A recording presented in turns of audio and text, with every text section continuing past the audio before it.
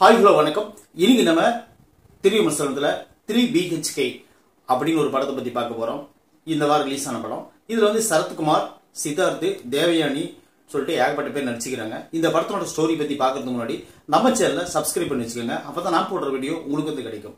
3BHK அதாவது 3 bedroom, hall and kitchen. இதுதான் 3BHK அப்படிங்கிறது முழு விரிவாக்கம். இந்த படத்தோட ஸ்டோரி பத்தி பார்ப்போம்.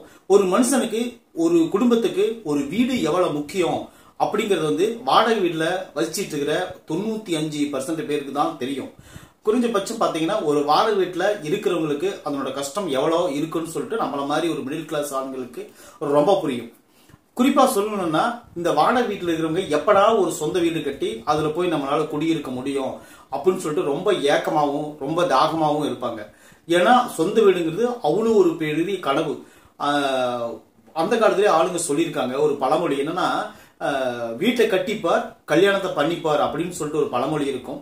ஏன்னா கல்யாணம் பண்றதும் வீடு கட்டுறதும் அவ்வளவு ஒரு இம்பார்ட்டன்ட். கல்யாணம் கூட சில நேரத்துல பாத்தீங்கன்னா காதல் கல்யாணம் முடிஞ்சு செலவே இல்லாம கூட பண்ணிடுவாங்க.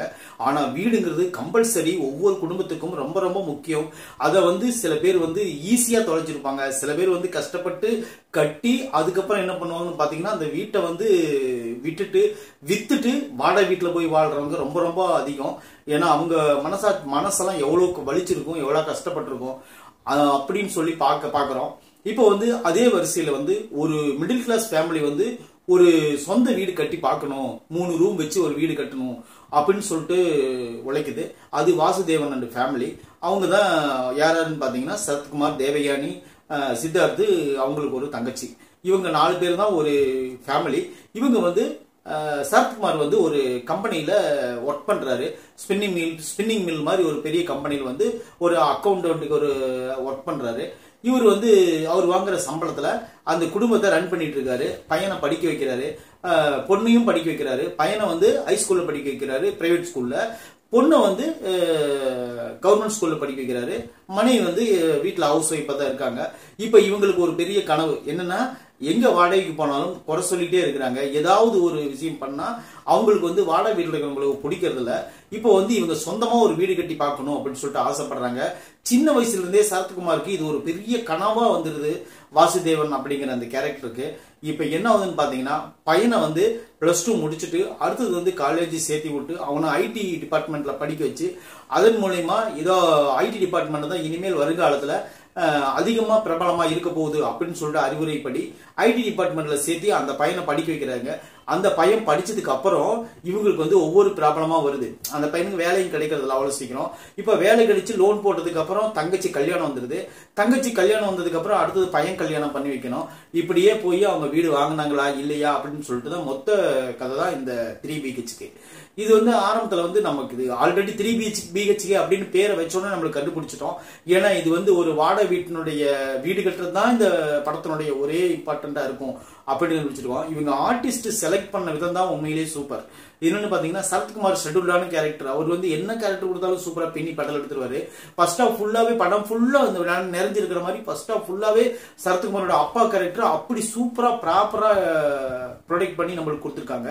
அது போல தேவயானி மேம் வந்து அதிகமா வசன உச்சரிப்பு இல்லைன்னா கூட இந்த படத்துல வந்து அங்கங்க தலையாட்டி ஒரு குடும்ப பாங்கான ஒரு பெண் எப்படி ஒரு வீட்டுல அமைதியா இருப்பாங்களோ அது போல புருஷனுக்கு கீழ்ப்படிஞ்சு குழந்தைங்களுக்கு அனுசரிச்சு நடக்கிற ஒரு அம்மாவா தேவயானி வந்து இந்த படத்துல படம் ஃபுல்லா நிரம்பி இருக்காங்க.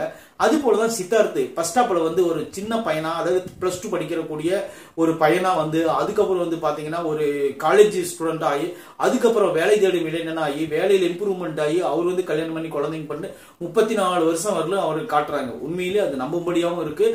சித்தார்த்தை தவிர வேற எந்த நடிகர் இந்த கேரக்டர் எடுத்திருந்தாலும் கூட அவங்க பேசும் அவங்களுடைய ஆக்டிவிட்டி நம்மளை காட்டி கொடுத்துருக்கும். ஆனா சித்தார்த் வந்து உடம்பும் சரி முகமும் சரி அந்த அளவுக்கு அவர் வந்து ப்ராப்பரா கொண்டு போயிருக்காரு அந்த படத்துல. இன்னொரு விஷயம் என்னன்னு பாத்தீங்கன்னா, அவங்க தங்கச்சி வரக்கூடிய அந்த கேரக்டர் உண்மையிலேயே குடும்பத்தை அனுசரிச்சு அவங்க ஒரு சூப்பரான இதில் நடக்கிறாங்க. அந்த கேரக்டர் தகுந்த மாதிரி அவங்க என்னென்ன பண்ணுமோ அதெல்லாம் கரெக்டா பண்றாங்க. அவங்களோட லைஃப் ஒரு பக்கம் போயிட்டு இருக்கு. அது என்னன்னு பாத்தீங்கன்னா, இப்ப கூட சமீபத்தில் நீங்க படிச்சிருப்பீங்க, நம்ம திருப்பூர் பக்கமா வந்து ஒரு இஷ்யூ நடந்துச்சு. என்னன்னு பாத்தீங்கன்னா, 100 பவுன் நகை போட்டு கூட எனக்கு 300 பவுன் நகை என்ன வரதட்சணை பண்ணி அந்த பொண்ணை ரொம்ப பிசிக்கலா ரொம்ப டார்ச்சர் பண்ணி அந்த குடும்பத்தில் இருக்கிற எல்லாருமே சேர்ந்து அந்த பொண்ணை தற்கொலைக்கு தூண்டி அந்த பொண்ணு எங்க அப்பாவுக்கு போன் பண்ணி சொல்லி எவ்வளவு இஷ்யூ ஆகி, அதாவது ஒரு குடும்பம்னா ஒரு மருமகளை தேர்ந்தெடுக்கும் போது மகளை தேர்ந்தெடுக்கும் போது இவங்க என்ன நினைக்கிறாங்கன்னா, மிடில் கிளாஸ் ஆளுங்க பணக்கார வீட்டுல கட்டி கொடுத்துட்டா பொண்ணோ பையனோ நல்லா இருக்கும் அப்படின்னு நினைச்சு இவங்க யோசிக்கிறாங்க. ஆனா அதெல்லாம் தப்பு. நம்ம அதாவது ஏழை வீட்டுக்கு குழந்தைங்க ஏழையா பார்த்து கல்யாணம் பண்ணி வச்சா நல்லா இருப்பாங்க, அவங்க எங்க விருப்பப்படுறாங்களோ அந்த இடத்துல தான் அவங்களுக்கு கல்யாணம் பண்ணி வைக்கணும் அப்படிங்கறது தெரியாம இவங்க பணக்கார வீட்டுல கல்யாணம் பண்ணி வச்சா வசதியா இருக்கிறாங்க, அவங்க மூலியமா அவங்க வசதி ஆயிடுவாங்க அப்படின்னு நினைச்சுதான் சில பேர் ஏமாந்து போறாங்க. அந்த மாதிரிலாம் இருக்கக்கூடாது. ஏன்னா பணக்கார வீட்டுல அவங்களுக்கு அந்த மாதிரி தான் நடப்பாங்க. நம்ம இங்கிருந்து போனோம்னா நம்மள அவங்களுக்கு அந்த மாதிரி தான் ட்ரீட் பண்ணுவாங்க. இப்ப பரம்பரையா சொத்து வச்சிருக்கிறவங்களாம் வீடு வாசல் கட்டி ஜாலியா இருக்கிறவனுக்கு இந்த படத்தோட வழி புரியாது. ஏன்னா அன்றாடம் ஒரு வாடகை வீட்டுல இருந்துகிட்டு ரொம்ப கஷ்டப்பட்டு தான் குடும்பத்தையும் காப்பாத்தி தானும் உழைச்சி அந்த உழைப்பெல்லாம் வேஸ்டா போகுதுன்னு நினைக்கிறான் பாத்தீங்களா, அவனுக்கு தான் இந்த படம் வலிக்கும். நான் பரம்பரையா எங்க வீடு வாசல் சொத்து சுகமெல்லாம் இருக்கு, நான் ஒரு இந்த படத்தை பார்த்து ஃபீல் பண்றேன்னா அது உண்மையில ஃபீலிங் கிடையாது. வீடு இல்லாதவங்க தான் இந்த படத்தை பார்த்து ஃபீலிங் பண்ண முடியும். அந்த மாதிரி ஒரு சுச்சுவேஷன்ல தான் இந்த படத்தை கொடுத்துருக்காங்க. இந்த படத்துல சில இடத்துல வாய்ஸ் ஓவர் நடிகர் கார்த்தி அவர்கள் கொடுத்துருக்காங்கன்னு நினைக்கிறேன். இந்த படத்துல மியூசிக் எல்லாமே பர்ஃபெக்டா இருக்கு.